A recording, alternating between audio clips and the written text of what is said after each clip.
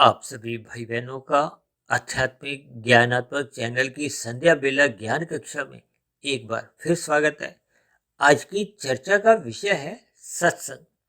लेकिन सत्संग से ही हमने नीचे देखिए दो अलग अलग रास्ते दिखाए हैं। दो अलग अलग रास्तों में देखिए दो अलग अलग शब्द लिखे हुए हैं।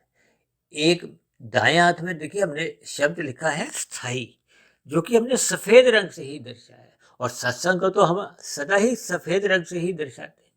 लेकिन बाएं हाथ में हमने देखिए एक शब्द लिखा है अस्थाई। हालांकि अस्थाई में देखिए स्थाई शब्द को हमने सफेद रंग से ही दर्शाया है, लेकिन आ शब्द को हमने काले रंग से दर्शाया है।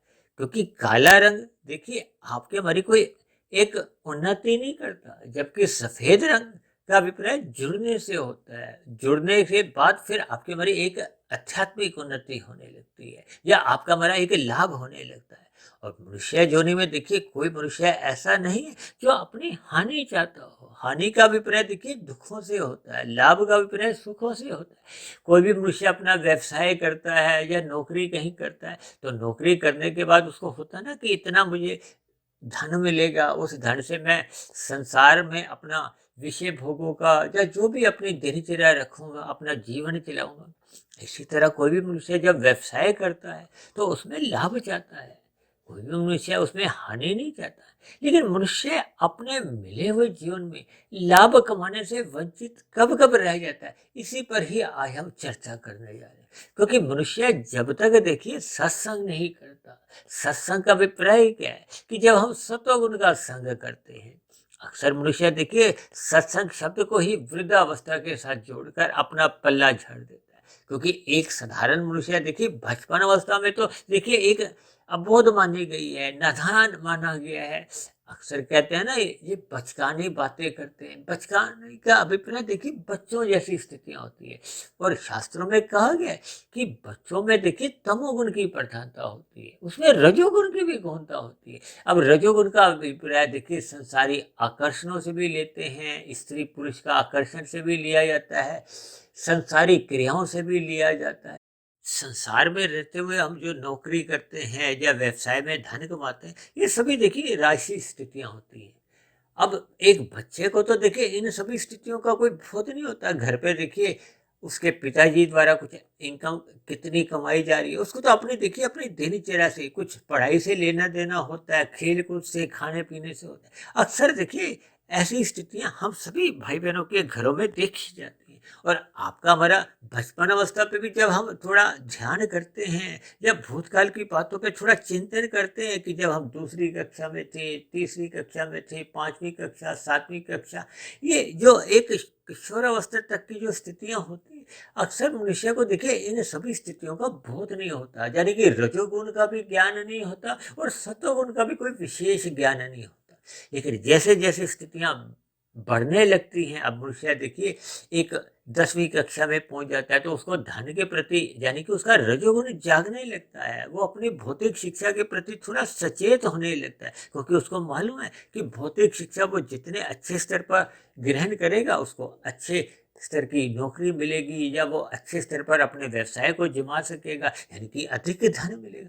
इसका अभिप्राय क्या है? धन का या संसारी विषय भोगों के थोड़ा आकर्षण आरंभ होता है। यानी कुल मिलाकर किशोरावस्था के बाद उसकी देखिए स्थूल शरीर के स्तर पर भी काम इंद्रियों का विकास होने लगता है और भौतिक सुख सुविधाओं या विषय भोगों के प्रति भी एक आकर्षण होने लगता है। यानी कि अब उसका देखिए रजोगुण के प्रति एक विशेष लगाव, आकर्षण उसको थोड़ा बोध होने लगता है। इसीलिए तो बार बार कहा जाता है कि युवावस्था में रजोगुण की प्रधानता होती है। कहते हैं ना युवावस्था में जोश भी होता है। जोश का अभिप्राय क्या होता है कि वो क्रिया करने से थकता नहीं है, दिन रात भागदौड़ करता है। 10 घंटे, 12 घंटे, 15 घंटे, 20-20 घंटे भी कई ऐसे युवा हैं जो काम करते रहते हैं। यानी कि युवावस्था में रजोगुण की प्रधानता होती है। अक्सर मैं कहता हूँ ना कि युवावस्था में जोश तो होता है, रोष भी होता है। रोष का अभिप्राय देखिए विभिन्न प्रकार के जो क्रांतियां आती है वो युवा वर्ग द्वारा ही आती है, लेकिन होश नहीं होता। होश का अभिप्राय क्या है? ज्ञान नहीं होता। हाँ, ज्ञान का अभिप्राय सत्वगुण से है, यानी कि रजोगुणी मनुष्य को ज्ञान नहीं होता। ये सभी स्थितियां प्रथम दृष्टि में आपको हमें थोड़ी अच्छी नहीं लगती, लेकिन ये एक सैद्धांतिक बातें हैं। देखिए, ये एक सापेक्ष दृष्टिकोण से कुछ ऐसे कथन कह दिए जाते हैं जिसका हमें चिंतन करना चाहिए। जबकि शास्त्रों में ऐसा भी कहा गया कि जैसे जैसे प्रौढ़ अवस्था आती है, वृद्धावस्था आती है, तो मनुष्य का ज्ञान बढ़ने लगता है। ज्ञान बढ़ने का अभिप्राय उसका अनुभव बढ़ने लगता है। अब वो जो भूतकाल में जो जो उसने गलतियां जीवन में की होती हैं, चाहे वो तमोगुण के स्तर पर हो रही हो, चाहे रजोगुण के स्तर पर रही हो, या सतोगुण से एक वंचित रहा हो, ये सभी स्थितियां उसको थोड़ा थोड़ा उसके मन बुद्धि के दरवाजों खिड़कियों पे एक दस्तक देते हैं, यानी कि उसको अपने भूलों का पश्चाताप होने लगता है। इसका अभिप्राय क्या है कि अब उसका ज्ञान बढ़ने लगा है। वो भूतकाल की अपनी की गई गलतियों पर वो एक पश्चाताप करता है, उसको आत्मग्लानि होती है। ये सभी स्थितियां एक साधारण मनुष्य के जीवन में प्रौढ़ अवस्था के बाद या वृद्धावस्था में ये दिखने लगती है। इसलिए तो कहा जाता है, कभी कभी मनुष्य कहते हैं ना, ये बूढ़ा व्यक्ति तो हो गया लेकिन इसकी आदतें या इसकी बुद्धि तो अभी भी बचकाना है, यानी कि इसमें बुद्धि का स्तर को हो, ज्ञान का स्तर कोई वृद्धि नहीं हुई। और कभी कभी कहते हैं ना, वृद्धावस्था में लोग जब एक ज्ञान की बात करते हैं तो वो कह देते हैं कि मैंने अपने बाल सफेद यूं ही नहीं की, धूप में ही नहीं की, यानी कि उसको ज्ञान होता है। ये सभी स्थितियां देखिए व्यवहारिक है, लेकिन हम अक्सर अपनी चर्चाओं में देखिए व्यवहारिक बातों को, शास्त्रों की जो एक सैद्धांतिक बातें हैं, क्योंकि तमोगुण, रजोगुण और सतोगुण ये तो शास्त्रों की एक सैद्धांतिक बातें हैं। आपके हमारे तीन शरीर, स्थूल शरीर, सूक्ष्म शरीर, कारण शरीर, ये एक सैद्धांतिक कथन है। इनका हमें बोध होना चाहिए। ये तीन गुण कैसे कैसे कार्य करते हैं मनुष्य जीवन में, इन सभी स्थितियों का मनुष्य को ज्ञान पूर्वक अध्ययन करना चाहिए, क्योंकि जब तक मनुष्य इन सभी स्थितियों का यथार्थ ज्ञान लेता नहीं है तो उसको कर्मफल सिद्धांत की एक बारीकियों का समझ नहीं आती। उसको अपने दिनचर्या में वो कितने कितने अंश में पाप कर्म कर जाता है, उसको इसका बोध नहीं होता। संसार में ऐसे कितने ही मनुष्य हैं जो दिन में देखिए कितने सैकड़ों, हजारों, लाखों पाप कर जाते हैं।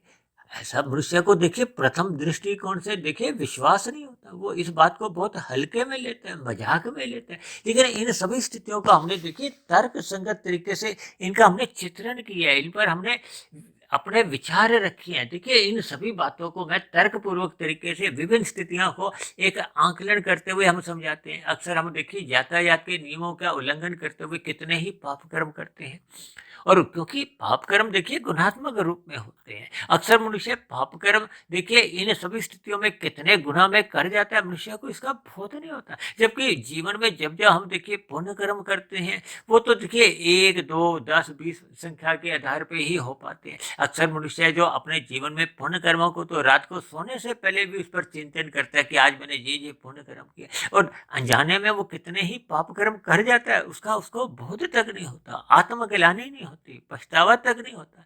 इन सभी स्थितियों का बोध मनुष्य को तभी होता है जब वो सत्संग करता है, सतगुण की स्थिति में अपने आप को स्थित कर लेता है। जैसे देखिए, आपके कमरे में 1 वाट का बल्ब लगा हो, 10 वाट का बल्ब लगा हो, 100 वाट का बल्ब लगा हो, तो आपके हमारे जो वस्तुओं की जो स्थिति है वो अलग अलग, उसका एक दृष्टिकोण रहता है। अब सुई में धागा डालना हो तो क्या आप 1 वाट की रोशनी में सुई के वो छेद में धागा डाल सकते हो? नहीं डाल सकते। यदि हम थर्मामीटर में आपको हमें कितना तापमान है उसका हमने निरीक्षण करना हो तो हम 1 वाट के बल्ब में नहीं कर सकते। जब भी हम पढ़ते हैं तो हम एक उचित बल्ब जलाते हैं। ये सभी स्थितियां आपको हमें क्या एक समझाती हैं कि हमें देखिए सत्संग करना चाहिए, ज्ञानमय स्थिति में रहना है। इसलिए तो हमने देखिए सत्संग से ही 2 स्थितियां नहीं दिखाई, हमने 2 रस्तों को एक तीरों द्वारा दर्शाया है। 2 रास्ते का अभिप्राय क्या है कि देखिए सत्संग में सभी प्रकार के मनुष्य आते हैं।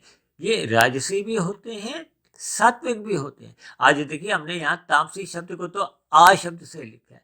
आ शब्द का भी यहाँ भी प्रयोग देखिए राजसी से ही है। हमने देखिए तमोगुण की तो यहाँ कहीं कोई चर्चा नहीं भी की, और आप समझ सकते हो कि आ का मतलब तमोगुण से भी ले सकते हो, क्योंकि तमोगुण की स्थितियां देखिए जब जब बनती हैं, जब जब मनुष्य देखिए सत्संग की बात को, सात्विक स्थितियों को सुनता ही नहीं है। कहते हैं ना, एक कांड से भी अंदर बात जाने नहीं देता। ऐसे मनुष्यों की स्थिति देखिए तामसी मानी जाती है। और जब जब मनुष्य देखिए बेमन रुझान से सत्संग करता है, यानी कि सत्संग करते हुए राशि मनुष्य दिखाई तो देते हैं लेकिन उनका रुझान नहीं होता। वो लोभ से या भय से आ जाते हैं। आना चाहिए, इनकी शास्त्रों में भी जबकि प्रशंसा की है। मैं भी कोई इनकी निंदा नहीं कर रहा। हालांकि शास्त्रों में तो बार बार कहा गया है कि सतोगुण की प्रशंसा करो, और दूसरी बात कही गई कि तमोगुण की निंदा करो। यानी जहां जहां अधार्मिक स्थितियां आप देखो उसकी आप निंदा करो, विरोध करो। और रजोगुण के प्रति उदासीन रहो। उदासीन का मतलब है कि आपके हमारी एक फिसलन नहीं होनी चाहिए, यानी कि हम विषय भोगों को उछल उछल के भोगे नहीं, उनको एक मर्यादा में ले। ये एक उदासीन का देखिए अर्थ गिना जाता है। ये सभी स्थितियां जब जब आपके हमारे जीवन में देखिए बनी रहती हैं तो आपका हमारा जीवन एक सात्विक दिशा पकड़ लेता है। इसलिए तो बार बार हम कहते हैं कि तमोगुण का संग 1% करो, रजोगुण का संग 10% करो, और सतोगुण का 100% करो। ये महत्ता एक प्रतिशत के आधार पे हम कहते रहते हैं। इनके महत्व की ओर हमें एक ध्यान देना चाहिए कि अपने मिले हुए जीवन में जब जब सत्संग की स्थितियां होती हैं हमें एक विशेष रुचि अपनी दिखानी चाहिए। यदि हम विशेष रुचि नहीं दिखाते तो फिर हम उस परम पिता परमेश्वर यानी कि उस विशुद्ध सतोगुण सत्ता से जुड़ नहीं पाते। क्योंकि जब मनुष्य देखिए 100 की स्थिति में नहीं होता। अब 100 की स्थिति का अभिप्राय आप सभी भाई बहन देखिए, जो भाई बहन पिछले काफी वर्षों से इन वीडियो को सुनते हैं तो हम तो देखिए तमोगुण को 1, रजोगुण को 10 और सतोगुण को 100, और वही देखिए विशुद्ध सतोगुणी सत्ता को 1000 से जोड़ते हैं। अब जब मनुष्य देखिए 1 की स्थिति में है, अब 1 को तो अभी 100 भी नजर नहीं आता, यानी कि तामसी मनुष्य तो सत्संग की बात सुनना पसंद ही नहीं करता। इसलिए तो हम इसको एक वीडियो हमने बनाया था ना कि वो पहले कांड में भी, यानी कि एक कांड से भी सुनने की अंदर स्थिति में ही नहीं ले जाता शब्दों को, वो बाहर से ही उनको वापस लौटा देता है। जबकि रजोगुणी मनुष्य एक कांड से सुनता है और दूसरे कांड से, तो इस दौरान के बीच की स्थिति का अभिप्राय है कि वो चिंतन ज्यादा नहीं करता, केवल एक शिष्टाचार के नाते परमात्मा के प्रति एक अपना रुचि दिखाता है, लेकिन अंदर से उसकी रुचि विषय भोगों की तरफ ही होती है। यानी कि रुझान उसका, रुचि कहो रुझान कहो, सब एक ही बात है, क्योंकि विषय भोगों की एक इच्छाएं उसकी बढ़ती रहती है। हालांकि वो अपने धन कमाने में धर्मानुसार चलता है, और जब जब आपका धर्म देखिए प्रथम स्थान से हट जाता है, अर्थ और काम ये प्रथम स्थान पे दूसरे स्थान पे आ जाते हैं और धर्म तीसरे स्थान पे चले जाते, तब ऐसी स्थिति में मनुष्य देखिए विषय भोगों की प्राप्ति के लिए विभिन्न प्रकार की चतुराइयां करता है, छल कपट ठगी हेरा फेरी करने लगता है, यानी कि वो निषेध कर्मों को भी करने लगता है, तमोगुण में गिर जाता है, यानी कि पाप कर्म करने लगता है। ये सभी स्थितियां आपके हमारे जीवन में बढ़ती बिगड़ती रहती है। क्यों? क्योंकि तमोगुण और रजोगुण में कोई अधिक फासला नहीं है। तमोगुण को हम 1 कहते हैं, रजोगुण को हम 10 कहते हैं। 1 और 10 में कोई विशेष दूरी नहीं है। अक्सर मैं इनको देखिए पड़ोसी कहता हूँ, क्योंकि मकान नंबर 1 और मकान नंबर 10 बीच में तो 8 मकानों का ही अंतर है। तो ये पड़ोसी होते हैं, एक दूसरे के दर्शन कर लेते हैं, और दर्शन करते करते कब इनकी हाय हेलो आरंभ हो जाती है, इनके संबंध बन जाते हैं, तो फिर मनुष्य को बोध नहीं होता। यानी कि विषय भोग ही कब मनुष्य को छल कपट ठगी हेरा फेरी में संलग्न करवा देते हैं, मनुष्य को इसका बोध नहीं होता। बोध कब होता है? जब वो सत्संग करता है, यानी कि जब मनुष्य वृद्धावस्था में आता है तो उसका सत्संग आरंभ हो जाता है। वृद्धावस्था को देखिए सात्विक स्थिति से भी जोड़ा जाता है। इन सभी स्थितियों को हमें सापेक्ष दृष्टिकोण से एक महत्व देना होगा, यानी कि हमें सतोगुण को महत्व देना चाहिए। सतोगुण को महत्व देने का अभिप्राय ये है, ये सत्संग करने से है। और जब जब आपका सतोगुण एक निरंतर श्रद्धा पूर्वक होने लगता है तो फिर ये मन में देखिए उतरने लगता है। मन में उतरने पे फिर इसका चिंतन होता है। चिंतन होते होते देखिए जब चिंतन निरंतर बना रहता है, परमात्मा की स्मृति बनी रहती है, उन सत्संग में सुनी हुई बातों को, शास्त्रों में पढ़ी हुई बातों को हम अपने जीवन में ढालने लगते हैं। आपके हमारे व्यवहार में सात्विकता आने लगती है। आपका हमारा उठना जागना एक व्यवस्थित बनने लगता है। विषय भोगों के प्रति आपकी जो पहले लोलुपता थी, रुझान था, वो एक मर्यादा में आने लगता है। जब ये सभी स्थितियां आपके हमारे जीवन में एक व्यवस्थित ढंग से बनने लगती हैं तो फिर आपका हमारा किया गया सत्संग वो कार्यशील की ओर अपना एक दिशा पकड़ लेता है। देखिए तमोगुण की स्थिति 1 की है, रजोगुण की स्थिति 10 की है, सतोगुण की स्थिति 100 की है और विशुद्ध सतोगुणी की स्थिति 1000 की है। यानी जब हम स्थूल शरीर से आगे बढ़ते हैं तो हम 10 की स्थिति में पहुंच जाते हैं। यानी कि किया गया सत्संग तो देखिए स्थूल शरीर के स्तर पर होता है, कानों से हम सुनते हैं, आंखों से हम सात्विक पुस्तकों को, ग्रंथों को हम पढ़ते हैं। ये इन पर जब हम मन बुद्धि के स्तर पर चिंतन करते हैं तो हम सूक्ष्म शरीर पर स्थित हो जाते हैं। अब चिंतन निरंतर बनते रहने से बार बार, इसलिए तो हम कहते रहते हैं ब्रह्म मुहूर्त में उठो, ब्रह्म मुहूर्त में उठो। इन सात्विक वीडियो को भी आप ब्रह्म मुहूर्त में उठो, इन पर चिंतन करो। ये चिंतन जब बढ़ता बढ़ता आपके कार्य शरीर की ओर, यानी कि 10 से 100 की स्थिति की ओर जाने लगता है, 15 पे, 20 पे, 30 पे, 40 पे, ये जितने जितने अनुपात में आपकी हमारी यात्रा आगे बढ़ती जाती है तो फिर हम सतोगुण में, यानी कि आपका हमारा लिया गया ज्ञान वो टिकने लगता है। टिकने का अभिप्राय स्थायी स्थिति से है, इसलिए तो हमने दाएं हाथ में देखी स्थायी की, क्योंकि जब तक ज्ञान टिकता नहीं है, टिकने का अभिप्राय स्थायी से है। देखिए हर मनुष्य अपनी मिली हुई नौकरी चाहता है ना, स्थायी नौकरी मिले। टेम्परेरी नौकरी में कोई मनुष्य खुश नहीं होता, कब उसको निकाल दे। तो ये जो अस्थायी स्थिति बाएं हाथ में मैंने लिखी है, ये राजसी है। हालांकि देखिए हमने तामसी स्थिति का प्रत्यक्ष रूप से कहीं आज चित्रण नहीं किया, कहीं हमने उल्लेख नहीं किया, क्योंकि राजसी स्थिति भी लगभग तमोगुण के आसपास की ही होती है। इसलिए हमने स्थायी से पहले जो अस्थायी शब्द में जो लिखा है उसको हमने काले रंग से इसी इशारे से ही लिखा है। यानी राजसी मनुष्य कभी परमात्मा की ओर चलता है लेकिन वहां टिकता नहीं है, मेहमान बन के जाता है। और मेहमान बन के हम जब ब्याह शादियों में जाते हैं तो क्या होता है कि हम वहां जाते हैं, खा पी के वापस आ जाते हैं। ये सभी स्थितियां हम वहां रुकते नहीं। रुकता कौन है? परिवार के सदस्य है। अक्सर देखिए ब्याह शादियों में रात को जब फेरों की स्थितियां होती हैं तब तक देखिए लगभग जो मेहमानों की स्थिति वापसी की हो चुकी होती है, तो घर के परिवार के ही कुछ कुछ सदस्य रुके होते हैं। इन सभी स्थितियों को केवल आपने देखिए भावार्थ रूप में लेना है। यानी कि हम परमात्मा से जब तक अपना पारिवारिक संबंध नहीं बनाते, पारिवारिक संबंध का अभिप्राय क्या है, इस पर थोड़ा आपको हमें चिंतन करना चाहिए, क्योंकि परमात्मा विशुद्ध सतोगुणी सत्ता है। और जब तक हम सतोगुण में ही स्थित नहीं होते, अब सतोगुणी मनुष्य है तो विशुद्ध सतोगुणी सत्ता का एक पारिवारिक सदस्य माना जाएगा। यानी कि वो सात्विक स्थिति जब तक उसकी नहीं बनती तो फिर वो विशुद्ध सतोगुणी सत्ता से जुड़ नहीं पाता, परमात्मा के परिवार का सदस्य बन नहीं पाता। परमात्मा के परिवार का सदस्य का अभिप्राय देखिए उस आनंदमय स्थितियों से है। यानी कि आपको हमें जब तक हम साधना आरंभ नहीं करते तब तक आपके हमारे जीवन में कोई आनंद की स्थिति नहीं होती। ये जो प्रकृति में आपको हमें अल्पकालिक जो सुख मिलते हैं वो रजोगुण के कारण मिलते हैं। ये अल्पकालिक सुख देखिए अस्थायी होते हैं, ये देर सवेर कब दुख में बदल जाते हैं आपको हमें बोध नहीं होता। और मैं तो अक्सर कहता हूँ कि इस संसार में सुख तो घंटों के हिसाब से आते हैं, दिनों के हिसाब से आते हैं, और महीनों के हिसाब से, सालों के हिसाब से तो दुख ही आते हैं। तभी तो इस संसार को भगवान श्री कृष्ण ने गीता में बार बार दुखल्य कहा है। इस संसार को त्रिविध ताप के साथ एक जोड़ा गया है।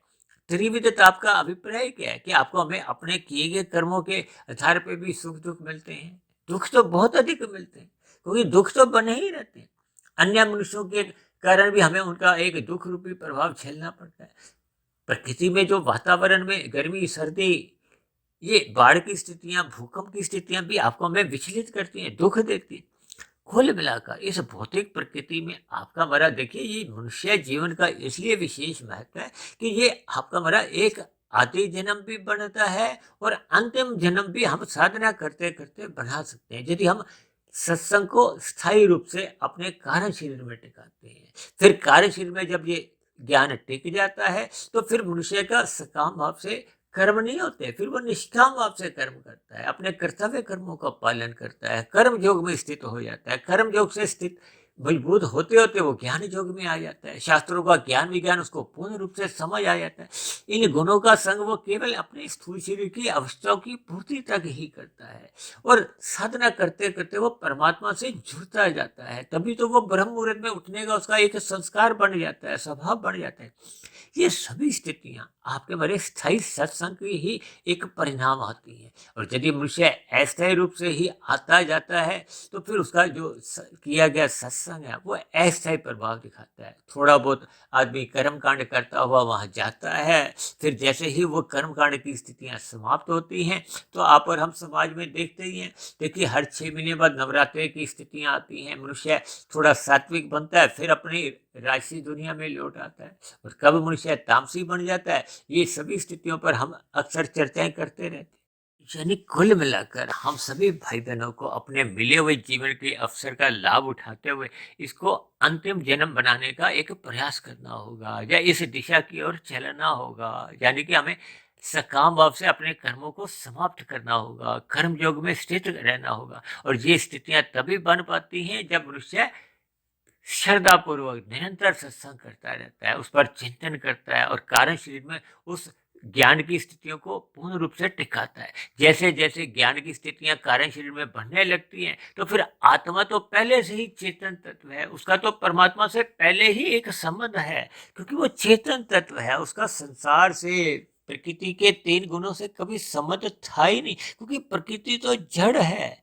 जड़ का अभिप्राय देखिए उसके 3 गुणों से है। इसलिए हम सभी भाई बहनों को अपने संबंध को, अपनी स्थिति को पहचानना होगा। अपने ज्ञान स्वरूप सत्ता को पहचानते हुए हमें परमात्मा से जुड़ना होगा, क्योंकि परमात्मा से जुड़ने मात्र से, यानी कि जब जब हम आनंद से जुड़ते हैं तो आपका हमारा ज्ञान आवृत नहीं होता। जब जब हम प्रकृति से जुड़ते हैं तो आपका हमारा ज्ञान क्रम से आवृत होता है। जब हम सत्वगुण से जुड़ते हैं तो आपका हमारा ज्ञान आवृत नहीं होता। लेकिन जब हम रजोगुण से जुड़ते हैं तो फिर वो थोड़ा आपका हमारा ज्ञान भ्रम की स्थिति में धुंधला होने लगता है। और जब हम तमोगुण से जुड़ जाते हैं तो आपका हमारा ज्ञान मिट जाता है, डिलीट हो जाता है, अंधकार आ जाता है। इन सभी स्थितियों को हमें ज्ञान पूर्वक समझना होगा। अपने मिले हुए जीवन में सत्संग करते हुए हमें अपनी सात्विक स्थिति मजबूत करनी होगी। यदि मनुष्य अपने जीवन में देखिए सत्संग नहीं करता तो शास्त्रों में तो यहाँ तक भी कहा गया कि फिर मनुष्य पशु वृत्तियों में ही लिप्त रहता है। और पशु वृत्तियां क्या है? आहार, मैथुन, निद्रा, भय। यदि मनुष्य सत्संग करता नहीं है तो फिर वो पशु तुल्य ही माना जाता है। हालांकि ऐसी स्थितियां जब जब हम इस पर कहते हैं, जब बोलते हैं या सुनते हैं तो मनुष्य को अच्छा नहीं लगता, लेकिन ये सभी स्थितियां देखिए तर्क संगत है। इसलिए इन सभी बातों पर विचार करते हुए हमें अपने मिले हुए जीवन में स्थायी रूप से सत्संग करते हुए, यानी कि श्रद्धा पूर्वक निरंतर सत्संग करते हुए शुद्ध भाव बनाने होंगे। कार्यशील में अज्ञानता को मिटाना होगा। जैसे जैसे कार्य शरीर शुद्ध होता जाता है तो आत्मा के ऊपर किसी भी प्रकार का आवरण नहीं होता, और आत्मा और परमात्मा का जो पहले से ही स्थायी एक संबंध है वो जागृत हो जाता है। यानी कि आत्मा फिर सहज ही परमात्मा की ओर सम्मुख बनी रहती है, वो आनंदमय स्थिति बनी रहती है। तो ऐसी सभी शुभ स्थितियां आप सभी भाई बहनों के जीवन में जल्द से जल्द बनने लगे, यानी कि आपका मेरा किया गया सत्संग स्थायी बनता जाए। इन्हीं शुभकामनाओं के साथ चर्चा विशेष को अब यहीं विश्राम देते हैं। कल सुबह फिर मिलते हैं ब्रह्म मुहूर्त उपदेश कक्षा में। तब तक आप अपने आध्यात्मिक मित्र सुधीर भाटिया फकीर को इजाजत दें। आप सभी भाई बहनों को बहुत बहुत शुभ रात्रि, और सुबह ब्रह्म मुहूर्त में उठने के लिए मेरी ओर से आप सभी भाई बहनों को बहुत बहुत शुभकामनाएं। और चर्चा संबंधित आपके मन में कोई प्रश्न हो या मेरी कही गई बातों पर आपको कोई आपत्ति हो तो आप नीचे दिए गए कमेंट्स बॉक्स पर जाकर अपने प्रश्न, अपनी शिकायतों को लिख सकते हो। तो चर्चा विशेष को सुनने के लिए आप सभी भाई बहनों का बहुत बहुत धन्यवाद।